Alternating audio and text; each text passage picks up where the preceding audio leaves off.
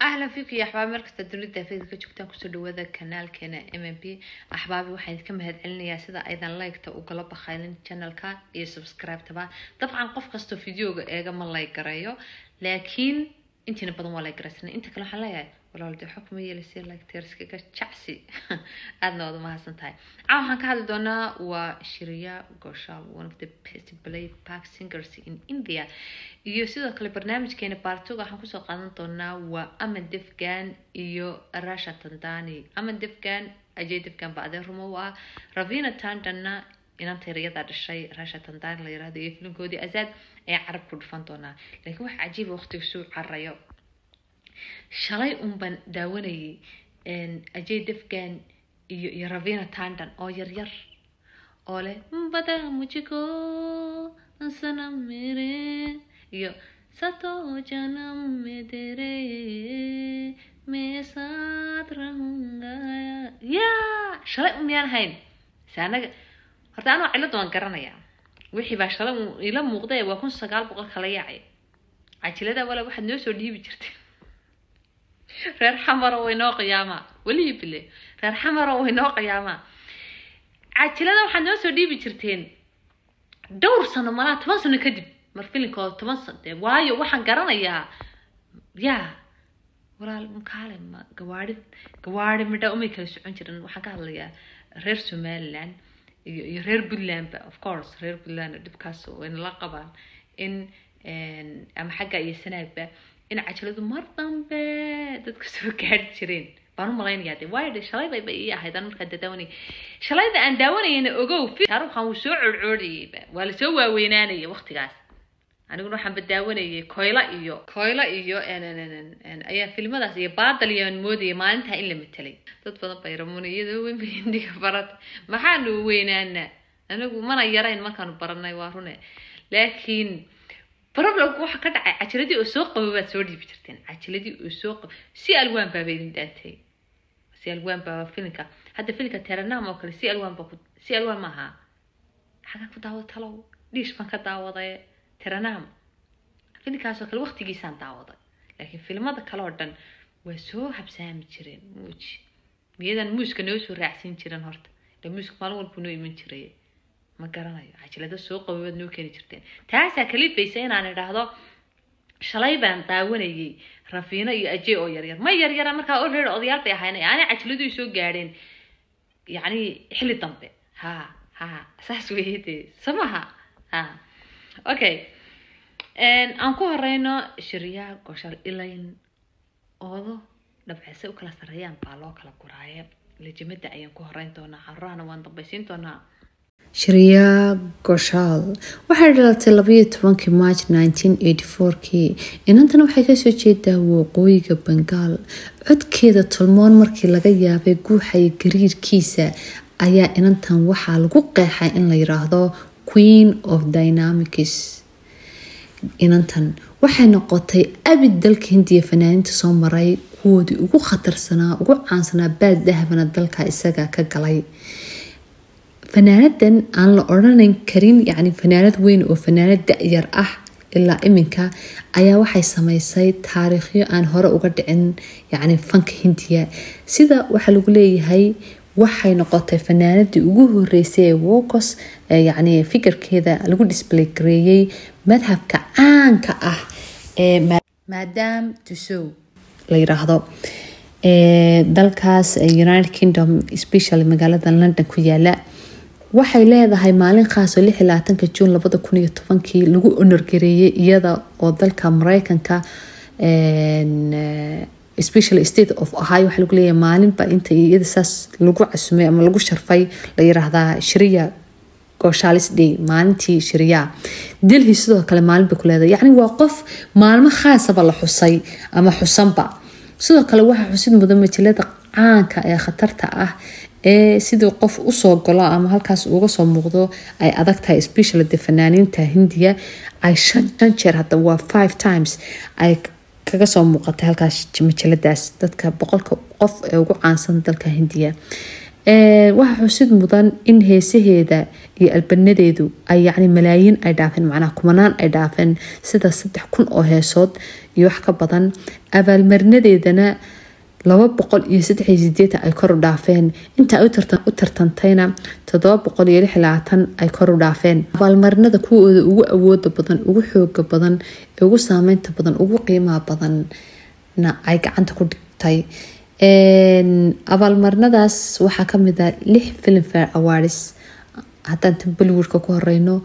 6 bay ka haysataa waxaa ka horeeya oo kaliya waa Alka Yagnik iyo Asha Bhosle labadaas baa ka horeeya oo 7 haysta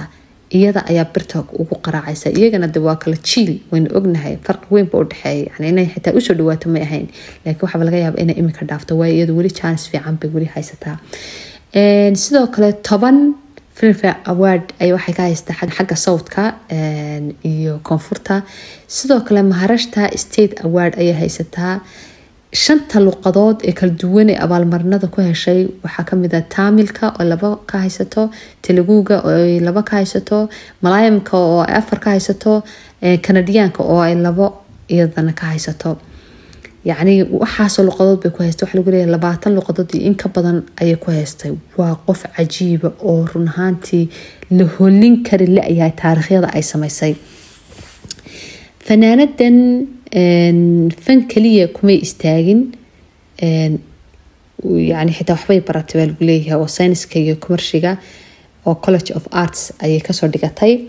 sidoo kale 1998kii ayay as a fanaanad bilowday inay fanaanad noqoto discographer bay noqotay filmographer bay noqotay laakiin markii ay u kala kacday oo ay qaraxday oo fanaanad loo aqoonsanaaday waa markii ay nasiib u heshay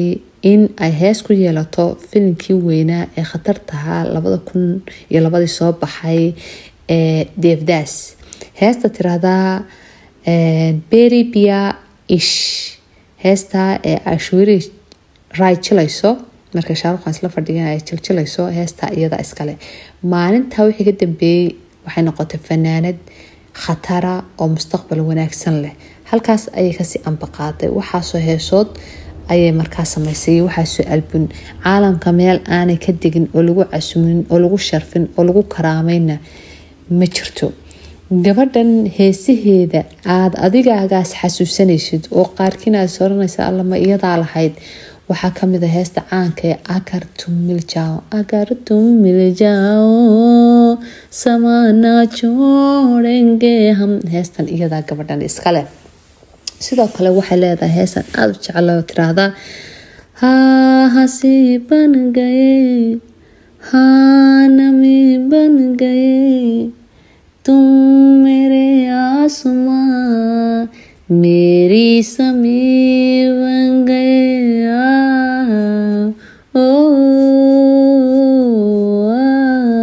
waxay leedahay sidoo kale heesta tiraahda तेरी मेरी तेरी प्रेम कहानी है मुश्किल तो लफ्ज़ों में heesahaas oo dhan wada garanaysaan heesaha khatarta ah oo dhan bay iska leedahay gabadhani waayahay iminka waxaan u geli doonaa insha Allah iyada halkaas kaga tegaynaa inoogan ilaaweyn inay ninka odayga isqabaan ilmaha yar aragtaan ay surhayaan lacagteeda ay tahay 50 milyan runtii waxa xusid mudan oo aan la ilaawi karin inay tahay fanaanada ugu taajirsan inta heesta inta dalka India ka heesta waa fanaanada ugu taajirsan intaas waa naag Mareykan iyo waxaan ku leeyahay adduunyo soo jabsatay iyo London iyo naagta ugu taajirsan 50 milyan oo dollar bay haysataa Sonu Nigam iyo Alka Yagnik iyo Lata iyo Asha Bhosle iyo Kavita iyo Arjit Singh iyo haygu sheegin waxaas waxaan ku ciid cunsiisay war qoftan anigu cimaamadeeda maba haysan karo ma shiriyaa mise qof kale shiriyaanu cimaamadeeda waa ka fuqay biri hore ka fuqay wallahi biri hore inna baad heestaha wali waxaan ka fuqay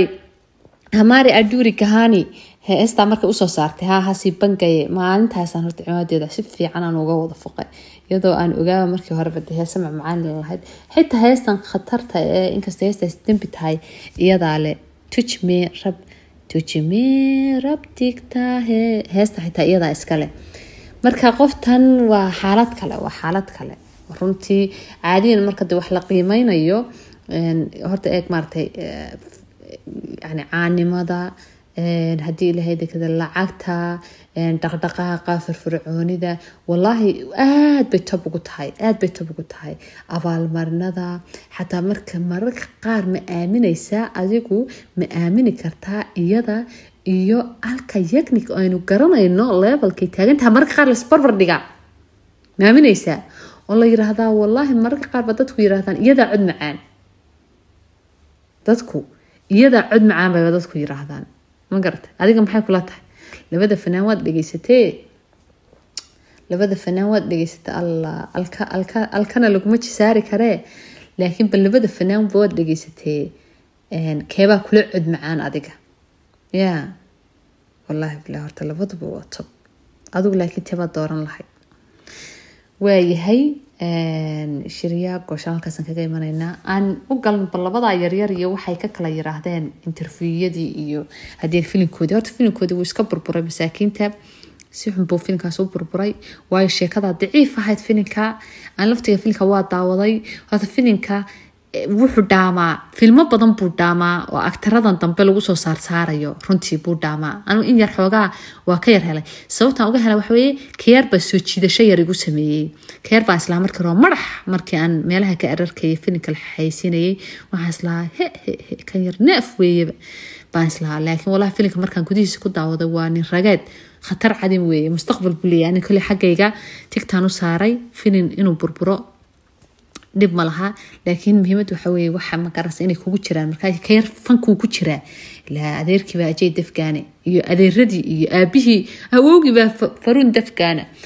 marka ka yar mustaqbal fiican buu aan xagay ka leeyahay in interviewada markay ka hadlayeen waxa xusid mudan in ay farun dhawaan iyo aliya baad oo aan ognahay intii la leeyihiin ay ku midna uu yiri mudane oo seer macna isagoo mudane ugu yeedhay iyaduna cali bad ay maamo ugu yeedhay marka la weydiiyay waxa la yiri kaale maxad maamo ugu yeedhay cali waa ina yare maamo maxad leedahay maama iyo eeday waxa marka xasuustana anu waxa xasuustaa ashwariya raay iyo sonam kabuur bismillaahir rahmaanir balaayadi ka raacday sonam kabuur markay tiri waa eedaday ama my aunt balaaya ka raacday berigi moogtahay xaalad waxay gaadhay ay macnaha safaarada kala qaataan oo waxaan ku leeyahay wada shaqeyn waayeen oo islaayaan oo ilaa iminka isku caleysayeen oo cadow isku yihiin hadda kaliya problemkaas ka dhacay